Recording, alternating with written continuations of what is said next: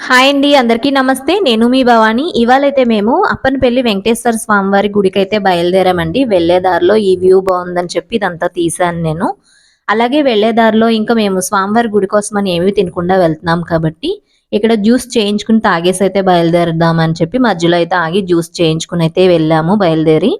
అలాగే ఇదైతే పాసర్లపూడి వంతెన అండి. వెళ్ళే దారిలో చాలా పెద్దగా ఉంది. బావుంది కదా అని చెప్పి ఇక్కడ కూడా తీసుకున్నాను నేను వీడియో. అలాగే ఇక్కడ పంచముఖ ఆంజనేయ స్వామివారనమాట. చాలా బావుంది కదా అని తీశాను. ఇప్పుడైతే ఇంకా అప్పనపల్లి అయితే రీచ్ అయిపోయామండి. చూసారు కదా చక్కగా పచ్చని పొలాలతో మంచి పల్లెటూరి వాతావరణం.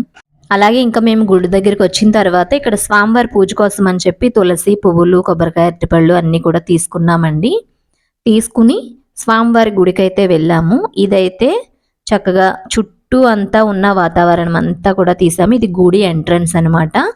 అలాగే ఈరోజు మాఘమాసం లాస్ట్ శనివారం అనమాట. అందుకని చాలా రష్‌గా ఉంది గుడైతే. మేమింక లోపలికొచ్చి పూజ చేయించుకుని స్వామివారి దర్శనం అయితే చేసుకున్నాము. యాక్చువల్‌గా అయితే ఇక్కడ మాకు పంతులు గారు తెలుసండి మా వారికి.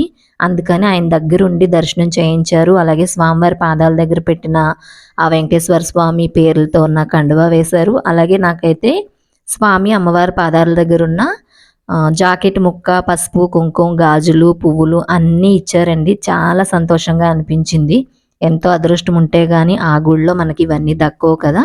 చాలా అనిపించింది. ఇంకా ఈ దర్శనం అయిన తర్వాత ఇక్కడ స్వామివారికి స్వయంగా వెలిసిన కొబ్బరి కొట్టులో వెంకటేశ్వర స్వామివారు ఉన్నారు కదా! ఆ గుడి మీద వచ్చిన ఆదాయంతో ఈ గుడినైతే కట్టారంటండి. ఫస్ట్ అయితే మేము మాకు తెలిసిన పంతులు గారు ఎక్కడున్నారా అంటే ఇక్కడున్నారని చెప్పారు. ఫస్ట్ ఇక్కడికొచ్చి దర్శనం చేసుకుని ఇంకా ఆ గుడికైతే వెళ్తున్నాము. పంతులు గారు ఇంక అక్కడికి వచ్చేయండి నేను అటు వస్తానన్నారు.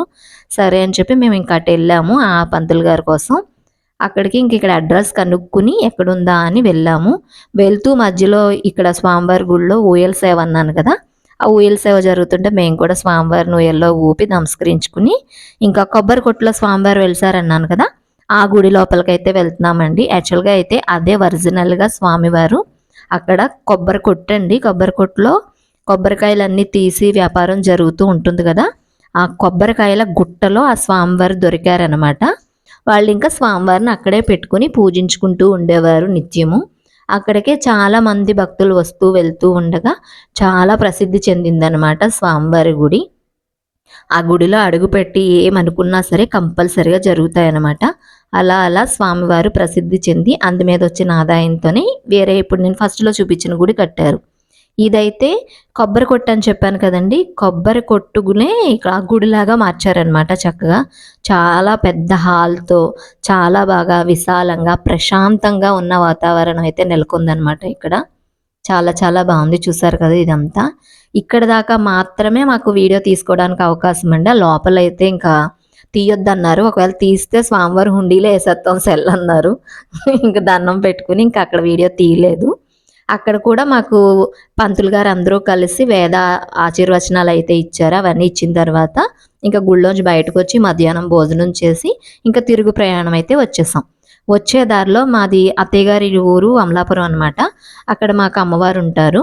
సుబ్బాలమ్మ తల్లని. ఆ సుబ్బాలమ్మ తల్లి అమ్మవారి గుడికెళ్ళి అమ్మవారిని కూడా దర్శించుకుని అక్కడ కూర్చొని కాసేపు ఇంక వచ్చే దారిలో అమలాపురంలో ఇక్కడ స్వీట్ షాపు. ఈ స్వీట్ షాప్‌లో మేము ఎప్పుడైనా వచ్చినప్పుడు స్వీట్ తీసుకొని తింటాం. చాలా బావుంటుంది. సరే ఆకలేస్తుంది కదా అని చెప్పి ఇక్కడ స్నాక్స్ తిందామని ఆగాము. సమోసా అలాగే స్వీట్ కజ్జికాయలు ఇలా మిక్చర్‌లవి తీసుకొని తినేసి ఇంకా బయలుదేరాము. అలాగే స్వీట్స్ తిందామని ఆగిన షాప్‌లోనే ఇక్కడ విఘ్నేశ్వరుడిని పెట్టారండి రోజు పూజించుకోవడానికి. అక్కడ చాలా బావుంది కదా అని చెప్పి అది తీశాను. అలాగే ఇంకా అమలాపురం నుంచి బయలుదేరి వచ్చేటప్పుడు సాయంత్రం సన్‌సెట్ అవుతూ ఉంటుంది కదా! ఇక్కడ కోనసీమ అందాలు అంటే పచ్చటి పొలాలు అలాగే కొబ్బరి చెట్లతో కూడి ఉంటుంది. చాలా చాలా బావుంటుంది. అది నేను ఇంక అలా తీసుకుంటూ వచ్చానండి.